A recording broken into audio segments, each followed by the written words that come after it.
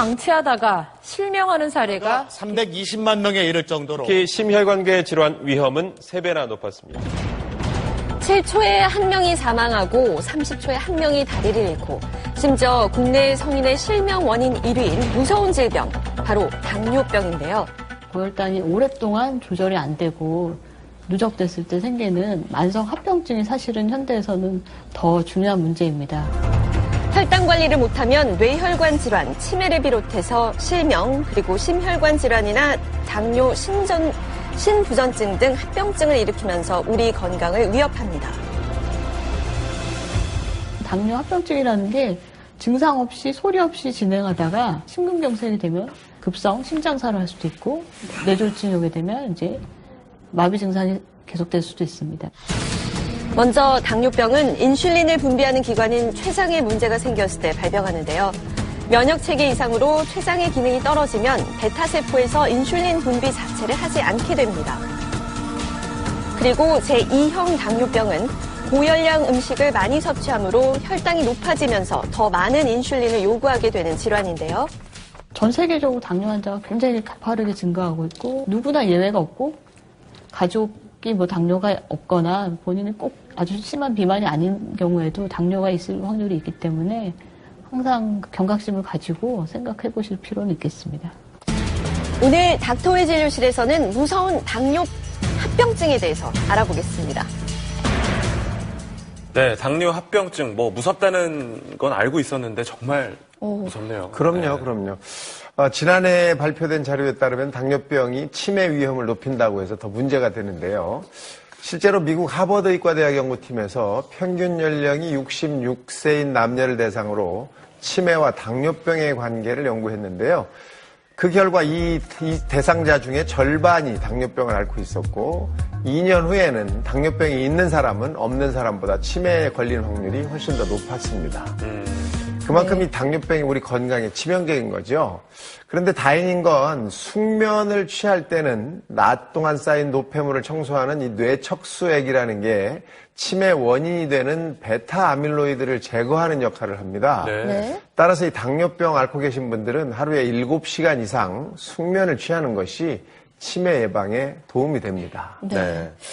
그리고 이 칫솔질만 잘해도 당뇨병을 예방할 수 있다는 얘기를 들었는데 사실인가요? 네, 그것도 아주 재미있는 사실인데요. 치아 관리를 잘하면 혈당 조절도 잘 되는 것으로 확인이 되었습니다. 우선 당뇨병 환자는 건강한 사람에 비해서 아무래도 치매 당도가 높죠. 따라서 이게 세균과 치태를 상승시키는 요인이 되고요. 또 당뇨는 소변으로 수분을 다량 배출하는 것은 물론이고 구강 내 침까지도 부족해지기 때문에 충치와 치주 질환을 일으키게 됩니다. 네. 따라서 당뇨병 환자일수록 치아를 잘 관리하는 게 중요한데 실제로 스페인 바르셀로나 대학 연구팀이 당뇨병 환자를 대상으로 6개월에 걸쳐서 확인한 결과 구강 관리를 잘한 그룹의 당화 혈색소와 공복 혈당이 잘 못한 그룹보다 훨씬 낮아진 것으로 나타났습니다. 따라서 당뇨병 환자는 평소에 치태, 치석, 치아 관리를 잘하는 것이 혈당을 위해서도 도움이 되는 것으로 확인이 된 거죠. 네. 그렇군요. 이 당뇨가 있는 분들은 그 혈당 체크를 자주 하잖아요. 네. 근데 저 같은 경우에는 특별한 날 아니면 하질 않는데 일반인도 이 혈당 체크가 필요한가요? 예, 해볼 필요가 있죠. 특히 성인이 돼서 나타나는 제2형 당뇨병의 위험성이 있기 때문인데요. 제2형 당뇨병은 몸에서 인슐린이 분비는 되지만 내성이 생겨서 더 많은 인슐린을 필요로 하는 경우를 말하는데 이렇게 되면 췌장의 부담이 심해지면서 역할을 잘 못하고 혈당이 높아질 수밖에 없습니다. 게다가 제2형 당뇨병은 초기에는 잘 확인이 안 돼요. 네. 그래서 조금 시간이 지난 이후에 병원에서 진단을 받는 경우가 많은데요. 따라서 가족력이 있거나 체중이 많이 나가시는 분들은 혈당 체크를 꼭 해보셔서 이 공복 혈당이 126을 넘거나 또는 식후 혈당이 200 이상이 나온다면 하루빨리 확인하고 치료받으시는 게 좋겠습니다. 그렇군요. 이 당뇨병 환자에게 가장 중요한 혈당 관리 어떻게 하는 게 좋은가요? 혈당 관리에 가장 중요한 건 아무래도 식단 관리겠죠. 네. 혈당을 급격하게 높이는 탄수화물 위주의 식사보다는 시금치나 브로콜리, 토마토, 콩, 살코기, 또 노니 같은 이런 이 잎이 많은 채소나 어두운 색깔의 과일, 그리고 오메가3가 많은 생선을 섭취하는 것이 이 혈당을 낮춰주는 그런 좋은 방법이 될 수가 있고요. 네. 또 이 견과류는 혈당뿐 아니라 또 지방간도 줄여주고 네. 또 염증 완화와 항산화 효과가 있다고 알려진 이 논의는 이 섭취를 하게 되면 혈당 조절에 도움을 줄 수 있기 때문에 권장되는 식품이라고 할 수 있습니다. 그렇군요. 네, 이 당뇨병은 합병증뿐만 아니라 또 완치가 어렵기 때문에 무엇보다 평소 이 생활 관리가 중요하다고 할 수가 있겠습니다. 자, 계속해서 당뇨병을 예방하고 혈당 관리에 도움이 되는 방법들에 대해서 함께 알아보도록 하겠습니다. 가벼운 발걸음으로 출근길에 나서는 올해 55세의 박찬조 씨입니다. 요즘 들어 그에게 기분 좋은 변화가 생겼다는데요.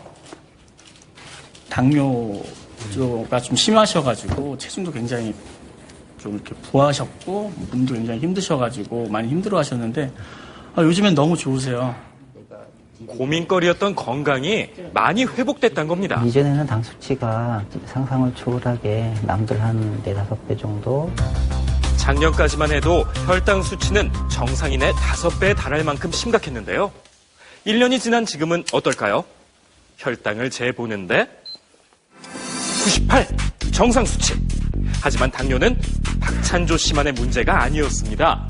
아버님 돌아가신 거는 2004년도 8월이었거든요. 당뇨 환자의 제일 문제가 이게 응고가 안 되면서 피가 이제 안 돼서 다리 절단까지 하는 뭐 이런 상황이 됐고요. 또 치매. 그러다 보니까 혈액 투석까지 하고.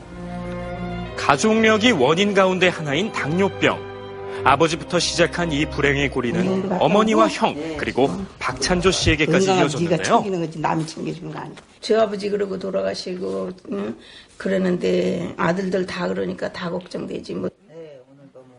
하지만 꾸준한 노력으로 되찾은 건강. 대체 비결이 뭘까요? 건강관리 비법은 규칙적인 생활입니다. 늘 아침마다 체중을 재고 그 결과를 꾸준히 기록해두는 게 박찬조 씨의 첫 번째 비결이었습니다. 자각을 하는 게 일단은 중요하고 몸이 얼마나 좋아지고 나쁜지를 계속 매일 체크하고 있습니다. 당뇨병을 극복하는 힘은 바로 부지런한 기록에 있었습니다. 눈에 보이는 실천 과정이 건강을 회복하는 데 큰 원동력이 돼준 겁니다. 그리고 이어진 박찬조 씨의 두 번째 건강 비법. 아침에 1시간씩 하는 산책입니다.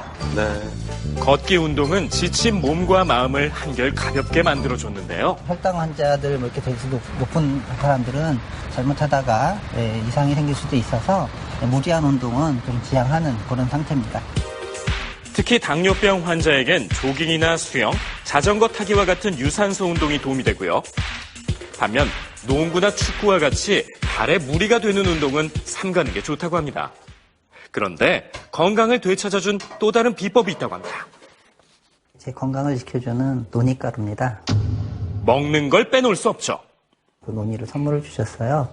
근데 그것을 한 10일 정도만 먹으면 좋아진다고 해서 진짜 먹었는데 되게 효과를 많이 봤었습니다. 박찬조 씨는 물 대신 따뜻한 논이가루 차로 건강을 챙기고 있었습니다.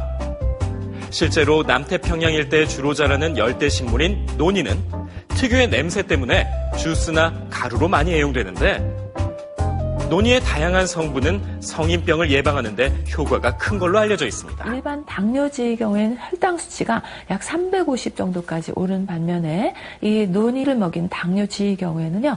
혈당 수치가 150에서 160 수준으로 뚝 떨어졌다고 합니다. 특히 논이에 많이 함유되어 있는 스코폴레틴이라는 성분은 대표적인 항염 성분입니다. 이 원활한 혈액순환을 도와주죠. 따라서 동맥경화증이라든지 고혈압, 또 뇌졸중이나 당뇨병이 있으신 분들께 도움이 됩니다. 게다가 스코폴레틴 성분은 염증 완화에 도움이 되는 걸로 나타났고요.